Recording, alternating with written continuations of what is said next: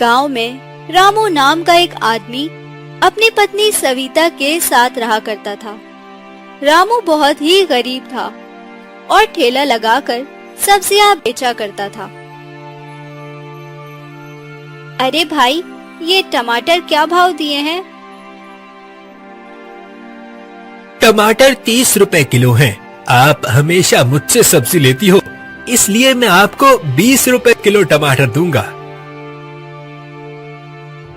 ठीक है भैया, तो 1 किलो मुझे टमाटर तोड़ दो। रामू सब्जियां बेचकर अपने घर वापस आ जाता है कि तभी अचानक तेज बारिश शुरू हो जाती है। ओहो, फिर बारिश शुरू हो गई। अजी, बारिश के कारण घर की दीवारों में पानी भर गया है। ये दीवार कभी भी गिर सकती है। देख रहे हैं ना आप, पूरे घर में कितना पानी भरा है। सविता, तुम तो जानती हो मेरी कमाई इतनी ज्यादा नहीं है कि मैं घर की मरम्मत करवा सकूं। जैसे तैसे घर का गुजारा हो जाता है, ये भी हमारे लिए बड़ी बात है। रामू ने इतना कहा ही था कि तभी तेज हवा के साथ बिजली उनके घर पर गिर जाती है। अरे सविता, जल्दी निकलो यहाँ से, घर कभी भी गिर सकता है। चलो जल्दी बाहर निकलो। बस 1 मिनट रुक जाइए। अरे सविता, ये तुम क्या कर रही हो? सविता सारी सब्जियां जमा करके एक टोकरे में रख लेती है। चलें, अब हम जल्दी से घर से बाहर निकलते हैं, क्योंकि यहाँ ज्यादा देर रुकना हमारे लिए सुरक्षित नहीं है। सविता ने इतना कहा ही था कि तभी उनके घर की छत तेज हवा के कारण उड़ जाती है। अरे अरे, ये क्या हो गया? अब तो हमारे पास सर छुपाने की भी कोई जगह नहीं है। अब हम कहाँ जाएंगे?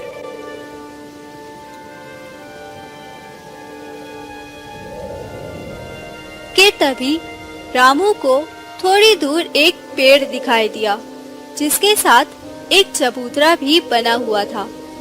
सविता, चलो हम कुछ देर उस पेड़ के नीचे जाकर बैठ जाते हैं। वहाँ कम से कम हम इस बारिश से तो बच जाएंगे। हाँ, चलो चलो, ये ठीक रहेगा। सविता और रामू उस पेड़ के नीचे जाकर बैठ जाते हैं। ये बारिश तो बहुत तेज हो रही है सविता। देखो कितनी तेज बिजली चमक रही है। कि तभी एक चप्पल उड़कर रामू के मुंह पर लगा। कौन है ये जिसने मुझ पर चप्पल फेंकी है? हिम्मत है तो सामने आओ। अरे, यहाँ कोई नहीं है। हवा बहुत तेज चल रही है। हवा के कारण चप्पल उड़कर आपके मुंह पर लग गई। सविता ने इतना कहा ही था कि तभी तेज हवा के कारण एक बड़ा सा पेड़ उन दोनों के सामने आकर गिर जाता है।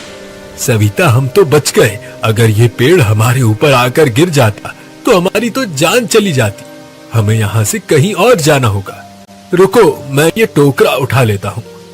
रामू अपने सर पर सब्जियों का टोकरा उठा लेता है और वो दोनों फिर कोई सुरक्षित जगह तलाश करने लगते हैं। तभी रामू को तालाब के किनारे एक झोपड़ी दिखाई देती है। वो झोपड़ी तालाब के किनारे थोड़ा ऊपर बनी हुई थी, जहाँ बारिश का पानी बिल्कुल नहीं था। सविता, वो देखो, उस झोपड़ी के आसपास बिल्कुल भी पानी नहीं है। चलो हम वहाँ चलते हैं। जब वो दोनों उस झोपड़ी के अंदर गए तो वो झोपड़ी बिल्कुल खाली थी। चलो कम से कम सर छुपाने को कोई जगह तो मिली, वरना इतनी बारिश में हम कहाँ मारे मारे फिरते। पर रामू, हमारे पास तो बिल्कुल पैसे नहीं हैं। हम बिना पैसों के कैसे गुजारा करेंगे? चिंता मत करो सविता, कुछ ना कुछ इंतजाम कर लूंगा।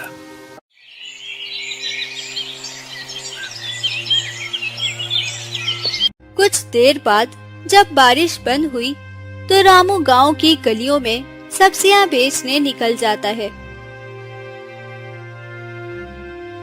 अरे भाई रामू, आज तो बड़ी तेज बारिश हो गई। मैं तो तुमसे शाम में सब्जियां लेता हूँ, लेकिन जहाँ तुम शाम को ठेला लगाते हो वहाँ आज तुम मुझे नजर ही नहीं आए। अरे इतनी बारिश में मैं ठेला लेकर कहाँ आता, मेरे घर पर बिजली गिर गई। घर की दीवारें पहले से ही खराब थी। मैं और मेरी पत्नी घर से बाहर निकलने ही वाले थे तो घर की छत हवा में उड़ गई।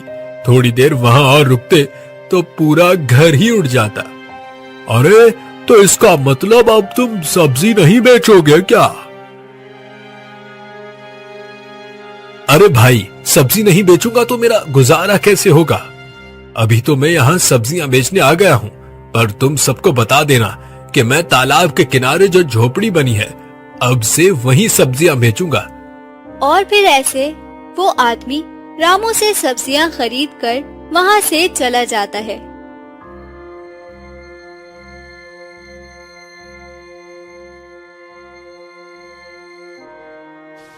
रात में फिर से तेज बारिश शुरू हो जाती है। अजी, हम कब तक इस झोपड़ी में रहेंगे? यहाँ ना तो कोई चूल्हा है और ना कोई बर्तन। आज तो हमने खाना भी नहीं खाया। भाग्यवान, आज तो हमें भूखे पेट ही सोना पड़ेगा। ऊपर वाले ने भी हमारा भाग्य कैसा लिखा है, कभी सर से छत उड़ जाती है तो कभी भूखे पेट सोना पड़ता है। हाँ, और ये बारिश है कि रुकने का नाम ही नहीं ले रही। चलो अब ऐसे ही सोना पड़ेगा, और हम कर भी क्या सकते हैं। रामू और उसकी पत्नी वहीं जमीन पर भूखे पेट सो जाते हैं कि तभी तेज बारिश फिर से शुरू हो जाती है और झोपड़ी की छत से भी पानी बरसने लगता है। पानी की टिप टिप की आवाज से उन दोनों की आंख खुल जाती है। अरे, ये टिप टिप की आवाज ने तो मेरी सारी नींद ही खराब कर दी। सविता, बस किसी तरह आज की रात गुजर जाए, फिर सुबह मुझे कुछ करना ही पड़ेगा। जैसे तैसे करके रात गुजर जाती है और सुबह हो जाती है, पर सूरज अभी भी नहीं निकला था। हल्की हल्की बारिश भी हो रही थी कि तभी। अरे सविता, तुम्हें तो बहुत तेज बुखार है। रामू, मेरा बुखार तो उतर जाएगा, पर हम रहेंगे कहाँ और खाएंगे क्या? अगर हम इसी तरह भूखे रहे तो हम दोनों मर जाएंगे। तुम चिंता मत करो, मैं आज तुम्हारे पास ही रहूंगा। मैं तुमको छोड़कर कहीं नहीं जाऊंगा। तो फिर आप सब्जी मंडी से सब्जियां कैसे लाएंगे? अब तो सब्जियां भी बहुत कम बची हैं। इन सब्जियों को बेचकर हमारा एक वक्त का गुजारा हो जाता है। अगर अब हम सब्जियां भी नहीं बेचेंगे तो हमारा जीवन कैसे गुजरेगा? अरे सविता, तुम इतनी चिंता मत करो, वरना तुम्हारी तबीयत और खराब हो जाएगी। तुम मुझे थोड़ा समय दो, मैं बस अभी आया। वहाँ दूसरी तरफ सारे गांव में पानी जमा हुआ था। सभी गांव वाले आपस में बातें कर रहे थे। गांव वालों, इस बारिश और तूफान ने तो हमारी हालत खराब कर दी है। अब तो हमारे घरों में सब्जियां भी नहीं बची, और रामू भी इतनी बारिश में सब्जियां बेचने नहीं आ रहा। मंडी भी इतनी दूर है, अब हमारा क्या होगा? सरपंच जी, कल मुझे रामू मिला था और उसने कहा कि वो अब से यहाँ नहीं आएगा, और उसने ये भी कहा था कि मैं गांव में सबको बता दूं कि जिसे भी सब्जी लेनी हो वो तालाब के किनारे जो झोपड़ी बनी है वहाँ से आकर सब्जियां खरीदे, क्योंकि उसके घर की छत उड़ गई है और उसका घर भी कच्चा बना हुआ है जो किसी भी वक्त गिर सकता है। इसलिए वो उसी तालाब के पास बनी झोपड़ी में रह रहा है। मुझे लगता है हमें रामू के हाल चाल लेने के लिए उस झोपड़ी के पास जाना चाहिए। तुमने बिल्कुल ठीक कहा सुरेश, चलो हम सब मिलकर वहाँ चलते हैं।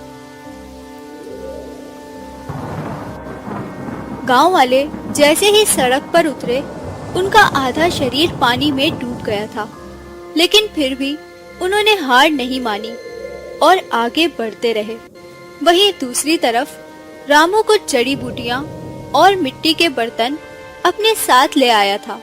देखो सविता, मैं वेद जी से तुम्हारे लिए जड़ी बूटी लाया हूँ।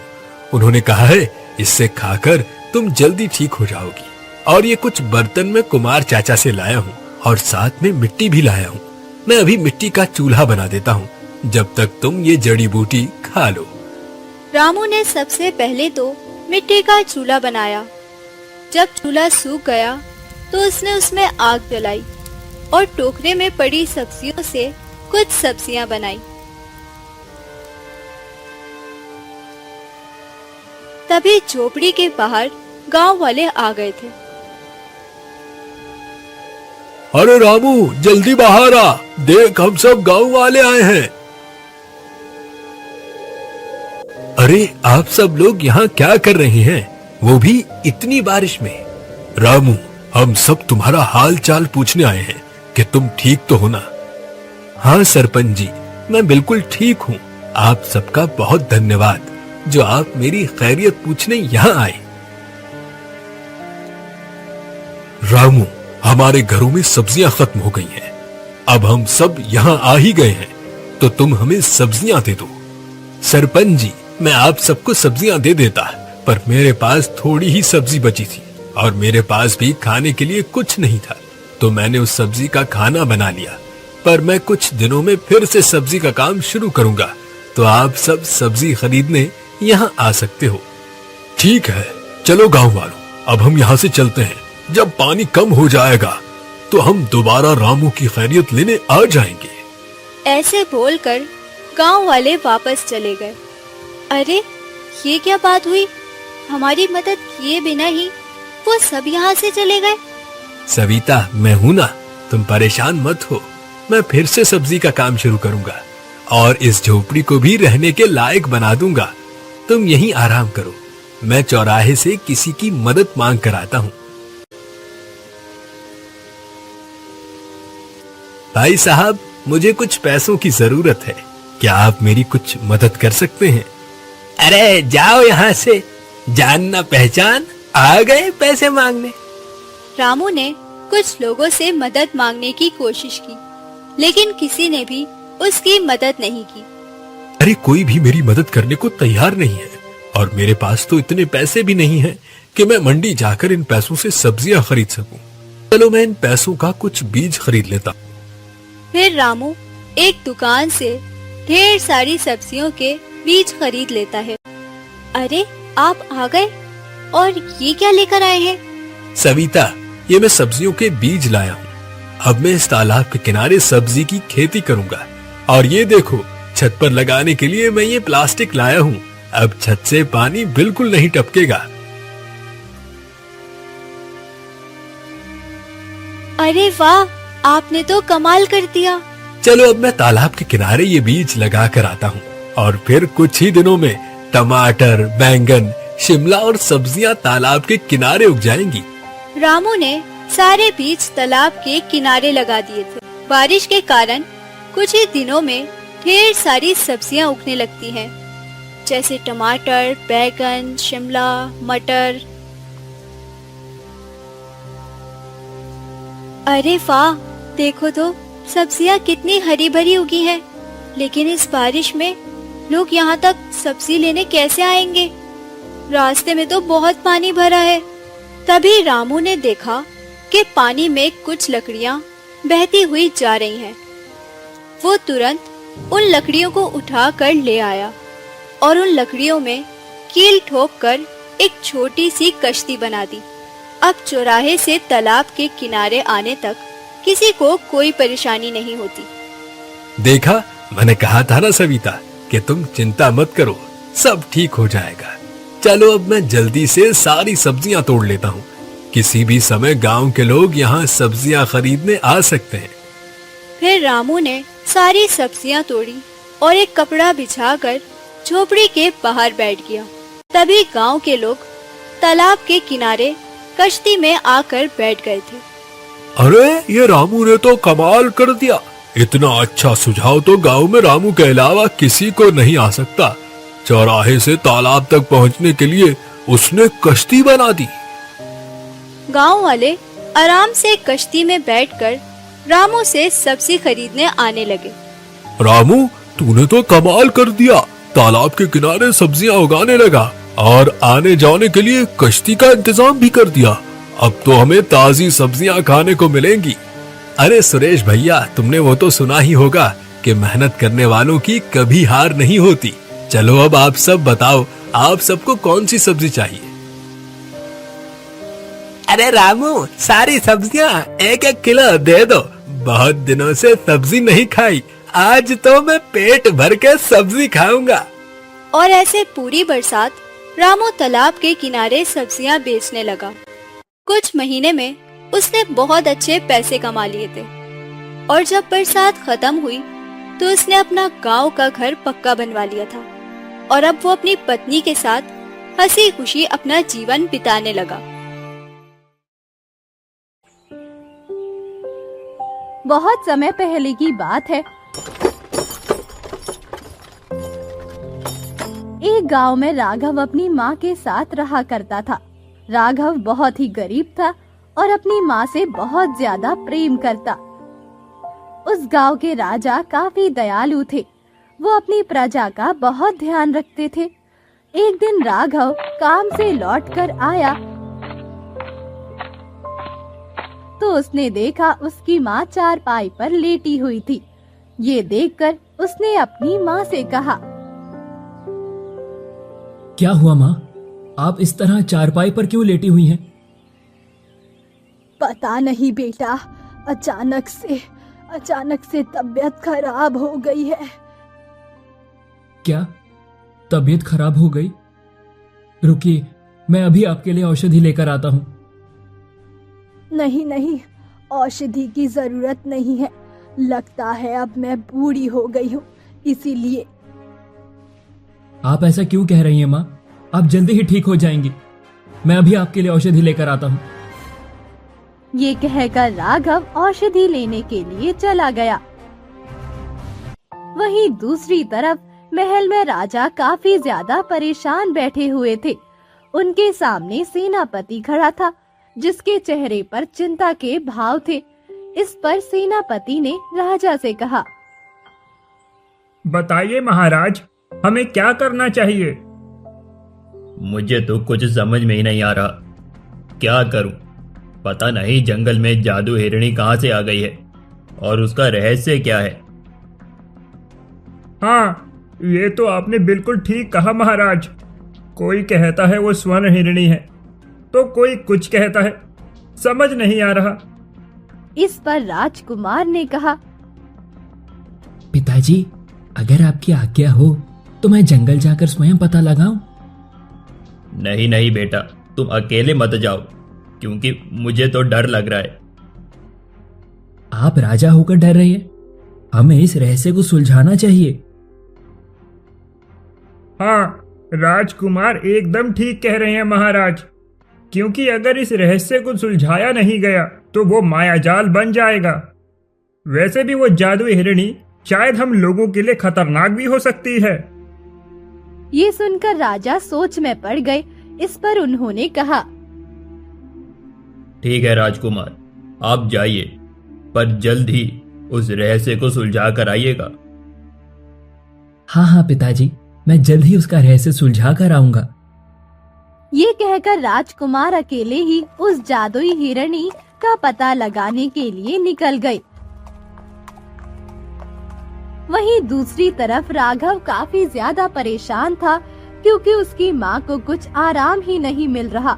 वहीं पैसे ना होने की वजह से वो उनका अच्छी तरह इलाज भी नहीं कर पा रहा था। हे भगवान, आपने मुझे इतना गरीब क्यों बना दिया? मैं अपनी माँ का इलाज कैसे कराऊं? कुछ समझ में नहीं आ रहा।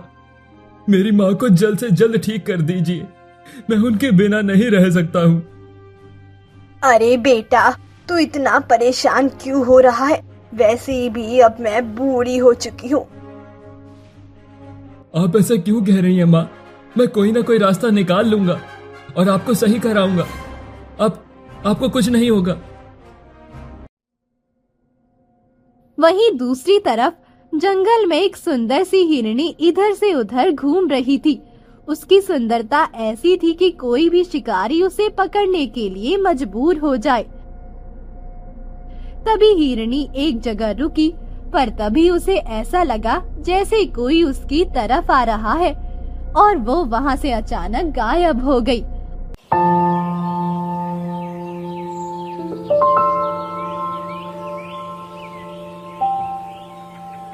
वही महल में राजा काफी ज्यादा परेशान बैठे हुए थे। तभी सेनापति ने उनसे कहा,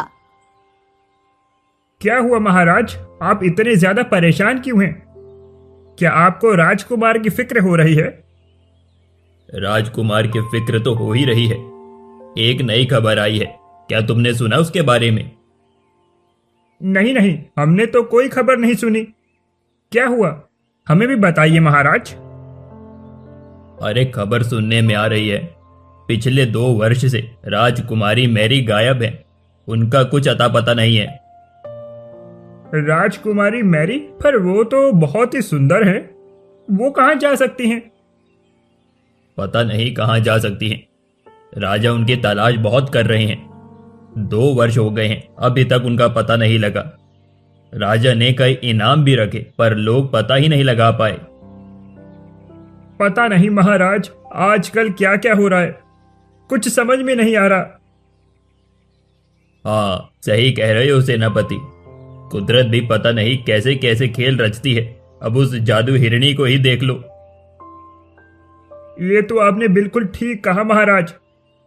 ठीक है महाराज, अब मैं चलता हूँ। ये कहकर सेनापति वहाँ से चला गया और राजा राजकुमार की यादों में डूब गए, क्योंकि उन्हें अपने पुत्र की काफी चिंता हो रही थी। राजकुमार जंगल में इधर से उधर भटक रहे, पर उनका अभी तक उस जादुई हिरणी से सामना नहीं हुआ। बड़ी हैरानी वाली बात है, मुझे जंगल में आए 1 हफ्ता गुजर गया है, पर अभी तक मुझे जादुई हिरणी नहीं मिली। क्या ये अफवाह तो नहीं है? राजकुमार को कुछ समझ नहीं आ रहा था। तभी राजकुमार को किसी के चिल्लाने की आवाज सुनाई दी। ऐसा लगा जैसे कोई चिल्ला रहा हो, बचाओ बचाओ, मेरी मदद करो, बचाओ बचाओ। आवाज को सुनकर राजकुमार काफी ज्यादा हैरान हुए और उसी तरफ चले गए। वहां जाकर उन्होंने देखा तो कोई नहीं था। तभी अचानक उनके पीछे वही जादुई हिरणी खड़ी हुई थी। हिरणी को देखकर वो काफी ज्यादा हैरान हुए। अरे, यहाँ पर तो कोई नहीं, सिर्फ ये हिरणी है। ये तो देखने में बहुत ही सुंदर है। कहीं यही तो। राजकुमार अभी ये सब कह ही रहे थे कि तभी अचानक वो एक जाल में कैद हो गई और ऐसा लगा जैसे उन पर किसी ने कुछ डाल दिया हो, जिससे वो बेहोश हो गए। दूसरी तरफ जब राजकुमार महल नहीं लौटे तो राजा काफी ज्यादा परेशान हो गया और उन्होंने सेनापति से कहा, सेनापति, अब हमें राज्य में ऐलान करना चाहिए, क्योंकि राजकुमार अभी तक लौट कर नहीं आए। हाँ महाराज, 1 हफ्ता होने के लिए आ गया है। बताइए क्या ऐलान करना है? जो भी हमारे बेटे को ढूंढ कर लाएगा उसे 1 लाख स्वर्ण मुद्राएं दी जाएंगी। क्या महाराज, 1 लाख? पर ये तो बहुत ज्यादा है। मुझे पता है, पर हमारे बेटे से बढ़कर नहीं है। ये सुनकर सेनापति ने गांव में जाकर ये ऐलान कर दिया। उस समय राघव घर पर अपनी माँ की सेवा कर रहा था। जब उसने ये ऐलान सुना तो वो काफी ज्यादा हैरान हुआ। अरे, ये ऐलान कैसा हो रहा है? मुझे बाहर जाकर देखना चाहिए। राघव अपने घर से बाहर निकला तो उसने देखा सेनापति ऐलान कर रहे थे, जो कोई भी राजकुमार को ढूंढ कर लाएगा उसे 1 लाख स्वर्ण मुद्राएं दी जाएंगी। ये कहकर सेनापति वहाँ से चले गए, जिस पर राघव काफी ज्यादा हैरान हो गया। अरे, राजकुमार कहाँ चले गए? और राजा उन्हें ढूंढ कर लाने वाले को 1 लाख स्वर्ण मुद्राएं दे रहे हैं। ये तो बहुत ही अच्छा अवसर होगा। ये कहकर वो अपनी माँ के पास आया और बोला, माँ, आपको पता है राजकुमार कहीं चले गए हैं। अच्छा, इसीलिए ये ऐलान हो रहा था। हाँ माँ, और राजा ने ऐलान कराया है, जो कोई भी राजकुमार को ढूंढ कर लाएगा वो उसे 1 लाख स्वर्ण मुद्राएं देंगे। ये तो बहुत अच्छी बात है बेटा। क्या तू राजकुमार को ढूंढने के लिए जाएगा? हाँ माँ, मैं राजकुमार को ढूंढने के लिए जाऊंगा। भगवान ने मुझे एक मौका दिया है, शायद इससे हम लोग अपनी गरीबी को मिटा सकें। वैसे भी मुझे तुझे किसी भी हालत में ठीक करना है। पर अगर तू चला गया तो मेरी देखभाल कौन करेगा? आप चिंता क्यों कर रही हो? मैं आपकी देखभाल के लिए मौसी को बुला लेता हूँ, वो आपकी देखभाल करती रहेंगी। ये सुनकर राम प्यारी ने कुछ नहीं कहा और राघव अपनी मौसी को घर ले आया। उसने मौसी को सारी बात बताई और कहा, जब मैं लौट कर आऊंगा तो आपको 1000 स्वर्ण मुद्राएं दूंगा। बस मेरी माँ का ध्यान रखिएगा। हाँ हाँ बेटा, मैं तेरी माँ का ध्यान रखूंगी। वैसे भी ये मेरी बहन है। ये सुनकर राघव काफी ज्यादा खुश हुआ और वो राजकुमार को ढूंढने के लिए चला गया।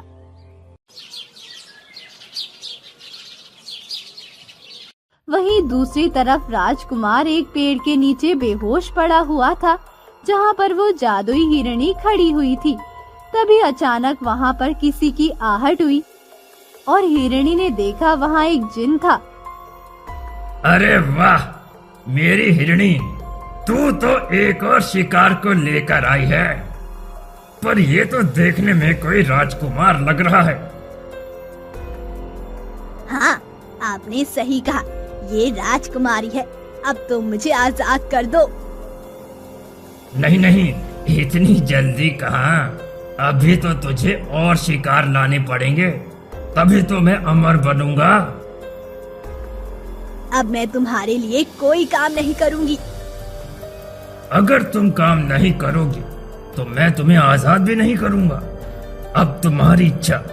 ये सुनकर जादुई हिरणी की आंखों में आंसू आ गए और वो वहाँ से चली गई। दूसरी तरफ राघव जंगल में आ गया। उसने इधर उधर देखा तो थोड़ा घबरा गया। जंगल तो बहुत ही ज्यादा घना है। मैं यहाँ कहाँ राजकुमार को ढूंढूं? मुझे तो कुछ समझ में नहीं आ रहा। इसके बाद राघव जंगल के अंदर चला गया।